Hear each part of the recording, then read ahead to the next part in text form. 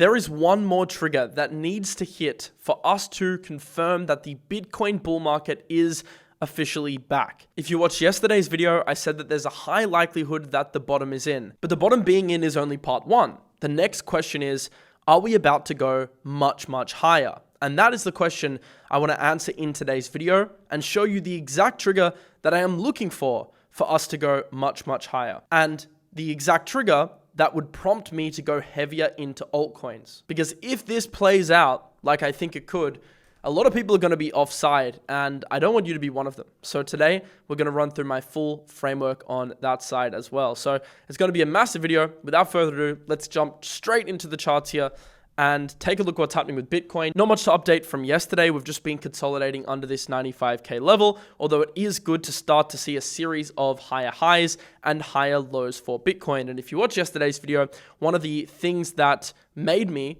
come to the conclusion that I think the Bitcoin bottom is probabilistically in is due to the fact that it reacted really well in the face of adversity. So oftentimes it's not the headline itself which matters for markets. Like a bullish headline doesn't necessarily mean the market's going to go up, just as a bearish headline doesn't necessarily mean the market's going to go down. But what does matter is how price reacts to a headline.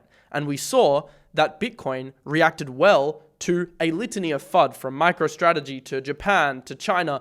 All this FUD happening at once did not result in Bitcoin going further down. So that shows me that the sellers are exhausted and there were value buyers willing to step in. What is the macro setup to continue this trend? Because even if the bottom is in, that doesn't necessarily mean that we're going to go straight to all-time highs and beyond. So what I wanted to do to start this video before we get into the exact framework for the final trigger is talking about the macro setup heading into 2026, because I think it's important to understand contextually what is about to happen for liquidity and how Bitcoin typically reacts to that before we can look at the specific criteria that would result in bull market confirmation, structure confirmation to the upside. I think the first thing that's worth looking at is the ISM. So this is the index that tracks the business cycle, and you could see that Bitcoin is extremely correlated to ISM. Now, ISM has been sluggish for a number of years, from 2022, 2023 to 2024, but it started to tick up in 2025, and this was front run in terms of Bitcoin price. But it has been in the negative. We are now starting to see the business cycle tick into the expansionary phase, and it's likely to go higher as global liquidity continues to rise. And Bitcoin historically is extremely linked to the business cycle. So there's been lots of talk recently about the 4-year cycle, but what matters more is liquidity, and even more important than that, is the business cycle still intact? You can see that throughout history, Bitcoin peaks have happened during peaks in the business cycle. And right now, we are still well below the peaks that we saw in previous bull markets. Now, the uptick that we did see this year resulted in Bitcoin moving much higher, but if ISM were to continue aggressively to the upside, which a lot of macroeconomists are predicting for 2026, then you would expect Bitcoin to follow. It just so happens that the peaks in ISM have happened around the time of the 4-year cycle, which I think proliferated the theory of the 4-year cycle. Now, although halvings in the early days probably did affect Bitcoin significantly, because the halvings had a significant effect on the amount of supply in the market, because the new supply coming onto the market is pretty small relative to Bitcoin, and because people have been forecasting the 4-year cycle for so long, because it's become public knowledge, I think it's impacting the market even less than ever. And instead of looking at that, we should be looking at the things that really matter, like global liquidity and like the business cycle, because these are the things that really drive markets. And this is the reason why I think we are going to see a rally, and probably a pretty strong rally, although there are headwinds, which we discussed in yesterday's video, into 2026, all things considered. Bitcoin follows liquidity. You can see M2 is still in an expansionary phase that is unlikely to slow down. We have a new Fed chair coming in. Trump is incentivized to see markets going up, especially before midterms. We know that the US is under a lot of pressure in terms of national debt. At the same time, as we've seen the biggest technological race in history versus China, which is the AI arms race, they are incentivized to keep building data centers. They are incentivized to keep producing more energy. Do you think this is going to happen in a contracting liquidity environment? No. They want to keep fueling the business cycle. We saw this, I think, last week with the White House announcement that they're going to be supporting GPUs and supporting the AI sector even further by investing more into certain endeavors in that field. And this is a very important thing for the US to do if they do want a chance at winning that race. So it's inconceivable for me that liquidity won't expand next year. Bitcoin is essentially a liquidity sponge. It doesn't mechanically follow M2 as we discussed yesterday. A lot of nuances like the repo account, shorter term repos, overnight markets, this all can affect Bitcoin in the shorter term. Like the government shutdown, for example, stopped liquidity in the shorter term, which is why Bitcoin was struggling for a period. But we are set to see some of those headwinds become tailwinds heading into next year. And from a macro point of view, when M2 is increasing, when liquidity is being injected into the economy, Bitcoin typically outperforms. And we are also obviously seeing the end of QT, not QE just yet, but at least the Fed balance sheet is going to stabilize to allow a more positive liquidity environment. So today's environment currently constitutes US M2 rising, global M2 rising, and also liquidity provisions that we are seeing across the market that are set to kick in at the same time that the business cycle is still intact. This is the core of my thesis, not the 4-year cycle, heading into 2026. But that is one thing, and that all makes sense from a macro perspective, but you still want triggers in the shorter term to be able to trade this, and you still want things to validate from a technical perspective to make sure price is matching the fundamentals. Because, there's been a lot of OG whale selling recently, there has been, DATs selling, all of this stuff can affect price, even though the fundamentals for the macro market and the business cycle are quite positive. So I think it's very important today that we break down the final trigger for Bitcoin so we know exactly what we're looking for in terms of our predisposition to flip bullish, because this will also affect our disposition to flip bullish on alts and trade alts and all of that stuff that we're going to discuss later in the video. So let's go through my technical framework right now. But just before we get into that, I want to do the giveaway from yesterday's video. If you have notifications turned on and comment Noti Gang every single episode, you're going to be in the running to win $100. So Abay says, just missed by one yesterday. Wish me luck for tomorrow. Well, it's your lucky day. You're going to win $100. Waka here says, Noti Gang, you're going to win $100. Let's scroll down a little bit more. Then we're going to announce something very cool for you to double your winnings. Claudia says, Noti Gang Master, you can win $100 today. Scrolling down even more. Sunavel, you can win $100, and Colebrook Capital, you can win $100. Now, if you want to win $200, if you want to double your earnings, what I need you to do is click the hype button. Now, it's not available in every country, but YouTube has just rolled it out. It's next to the like button. It's called a hype button, and this basically shows the algorithm that you love my content. If you click that hype button, you are going to win $200 instead of $100. All you need to do is email the email below with the proof that you own your YouTube account, so a screenshot of you logged into your account, and a screenshot of notifications turned on and the fact that you clicked the hype button, and you'll win $200 instead of $100. And for everyone that wants to enter today, all you need to do is comment Noti Gang down below. I'll pick you in tomorrow's video, and same thing for you. If you hype this video and screenshot it, I am going to give you an extra $100 if you get picked tomorrow. So even if you weren't picked today, still click the hype button because you can double your earnings versus just $100 if you just comment. So good luck to everyone. We're doing this every single day. If everyone turns on the hype button that won today, we gave away $1,000 today. This is my way to give back to the community and show love to those who support the channel through having notifications turned on and through supporting these daily shows. We've brought daily shows back on the channel during the week, so the Noti Gang gets all the alpha first. So now let's jump back into what the technicals are saying, because this is very important. I've got criteria, 5 technical criteria which create the overarching condition for a Bitcoin flip, a break of structure to the upside that would likely be the trigger for that next expansive wave to all-time high. So let's go through them now. The first thing is the yearly open. You know what's funny? We're at the exact same level as January 1st this year at 93K. So we would need to close this year in positive territory, in my opinion. You want to close the year in the green, or, my chart's blue, in order to validate that we are in an extremely macro uptrend. The other thing we don't want to do is spend too much time trading below the yearly open at 93K. The longer we can compress between 93 and 96, which is another key level that I'm just going to discuss in a minute here, the better, because that can set us up for a rally based on the fundamental factors that we discussed before in 2026. But we really want to hold above the yearly open. So right now it's neutral because it's flirting with it. But once this criteria is met, that is the first thing that we need for a confirmed flip. By the way, I built this on Gemini. Gemini is really cool. You can build all of these custom models, and you can build dashboards, and I built a net worth tracker dashboard in Gemini. So have a go vibe coding on Gemini. I highly recommend it. And I think it's one of the best AI models right now. The next thing that I want to look at is the H4 chart, because this has been a really clean chart for us to trade the uptrend and also the downtrend now. It's been adhering to the noodle structure. It's recently just flipped. We broke back above the range high at 89K, and we set a range low at 81K.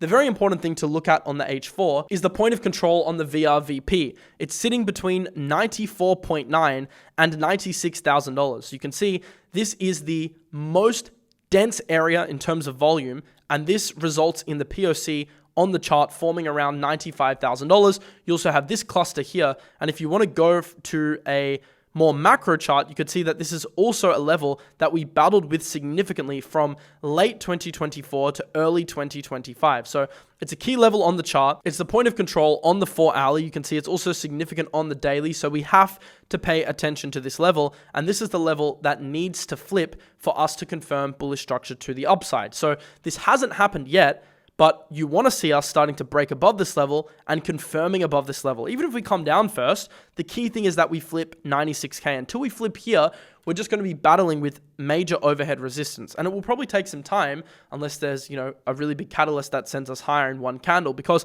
it is significant resistance, and people that have swing traded the lows are probably going to be looking to take profit into this area, which is probably why we are battling with it at the moment. The good sign is we haven't just slammed straight back down. We're actually consolidating higher than the previous consolidation block you can see in this zone here. So we're one step up already. The next thing is to actually break past this level. So right now, this is not met, but let's move on to the next criteria, which is the 1-day money noodle. So going from the H4 to the daily, you can see that the money noodle is also corresponding with this 96K level. It's a very, very significant level on the chart. We've been capped by the noodle on the way down. We've been rejecting off it. This confirmed bearish structure, and this is our first retest in this zone. Once again, this is significant resistance until proven otherwise, so trade accordingly. But if we break through, this is going to be the setup for an official break of structure for Bitcoin and the resumption of the bull market ultimately for Bitcoin. So it hasn't met yet, but this is on my list. Now, the next one, this is a bit further up, but is one that a lot of traders have been looking at, is the 50-week simple moving average. This is an indicator that I think Cowen really popularized and a lot of traders use in order to assert whether we're in a bullish trend, like a bull market or a bear market. It was a major level that held the 2021 bull market intact, resulted in the bearish confirmation of the bear market, also confirmation for the bull market flip, and has supported us all the way up in the bull market so far.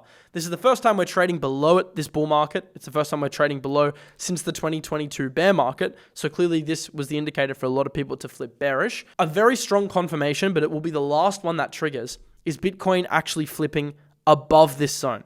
This would be a real trigger for us to go to highs. The only thing is it's a lagging indicator. So you might not get this hit until all the other indicators are hit, and that might affect how you ladder into the market. Like once we flip 96, you might ladder in a little bit and then go much more risk on once we flip the 50 moving average, which is around 103K right now. But that is a really key thing to reclaim because that's what a lot of the chartists are also looking at. I don't necessarily think it's more important. In fact, I think it's a lot less important than liquidity. Liquidity drives markets. But because a lot of other chartists are looking at it, I suppose we should still look at it as one of the criteria. So that also isn't met yet.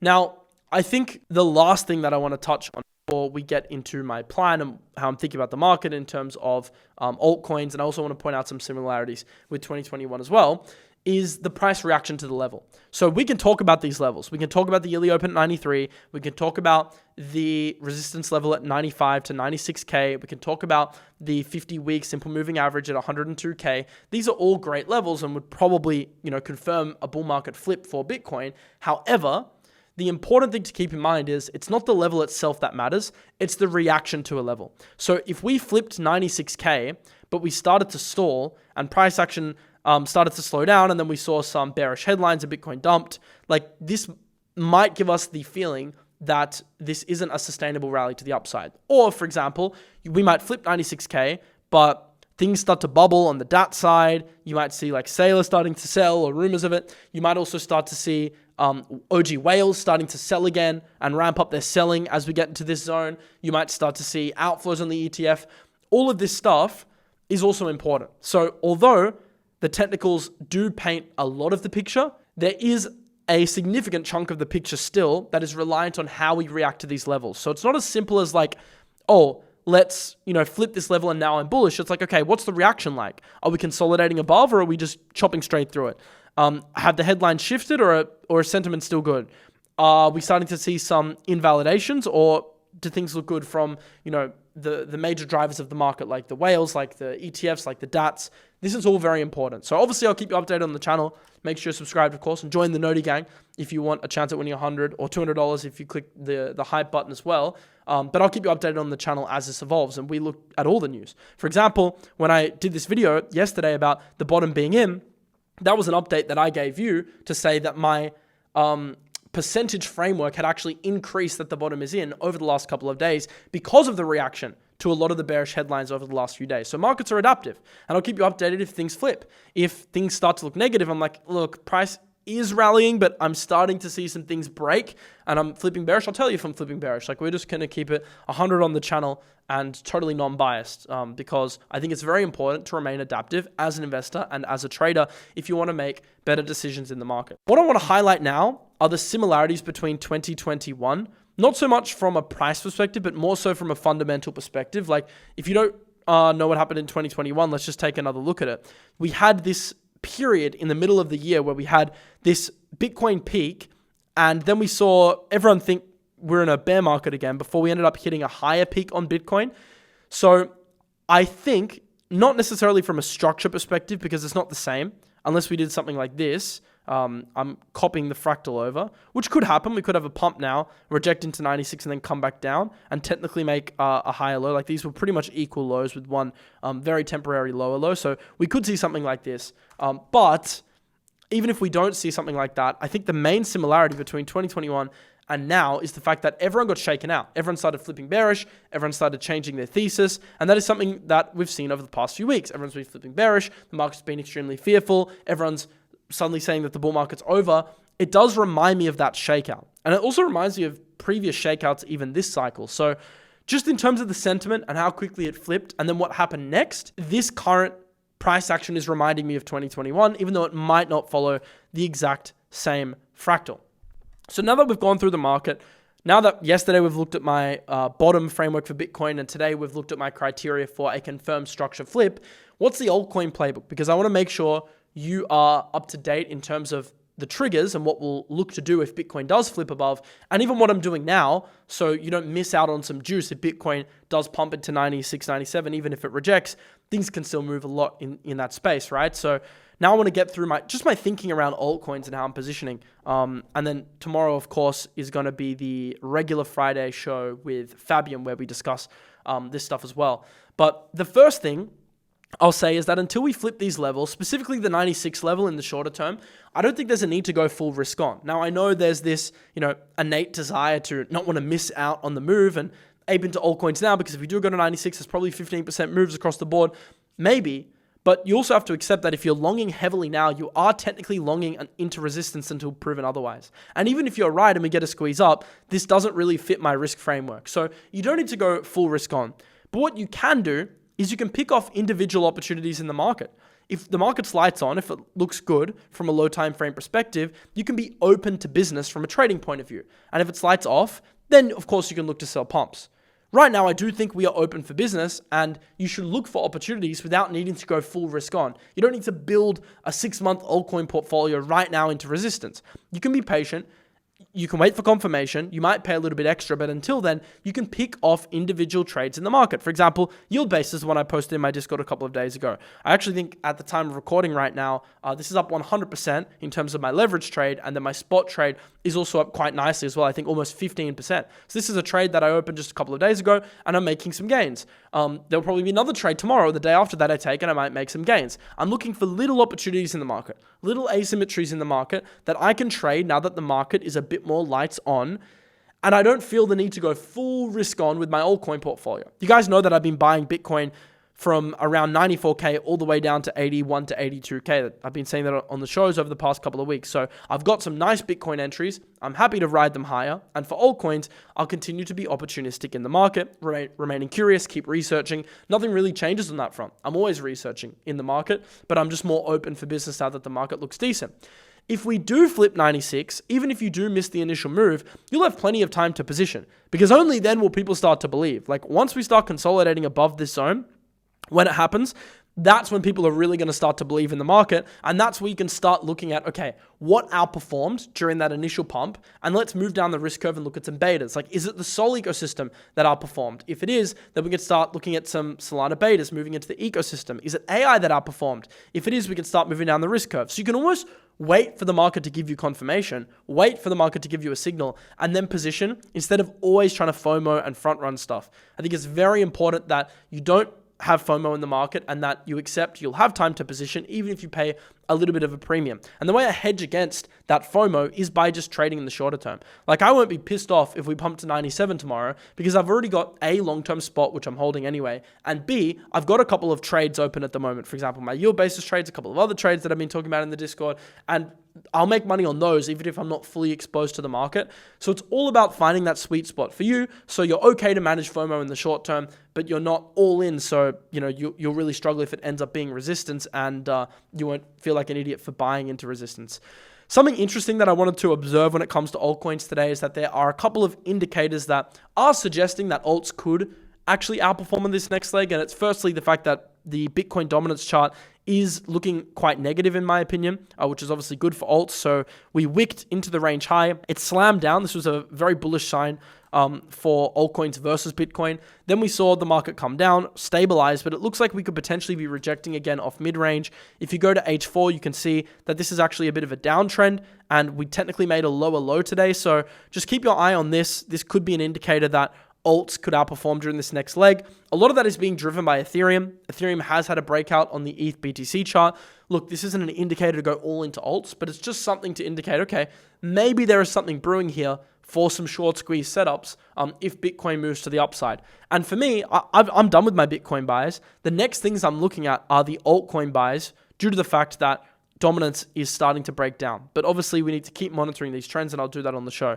The other thing is that altcoin trading volume, if you look at the aggregated trading volume throughout the cycle, has hit a low point. Typically, when we do hit this green low point, we end up rebounding out of this quite aggressively. Now, we don't know exactly how long it can last for. In 2023, it lasted for like 7 months. But when we are in this green period, typically we flip into these positive periods. So even if it takes a couple more months, we should see at some point trading volume increasing for alts. And this is also correlated with altcoin prices across the board. So that's just some evidence as well that we are still in a good value zone for alts, which means that when squeezes happen, you'll probably see some big squeezes. But remember, the altcoin market is a little bit challenging. It's a bit different from previous cycles and even previous months just because there's a lot of dilution. So it's mostly based on flows. You want to be looking at the stuff with the strongest inflows. You want to be looking at the stuff with the strongest narratives. I'll give you a few things to look at now, but we'll talk about it probably more in tomorrow's video and probably next week as well. Link has had some nice flows from the ETFs. So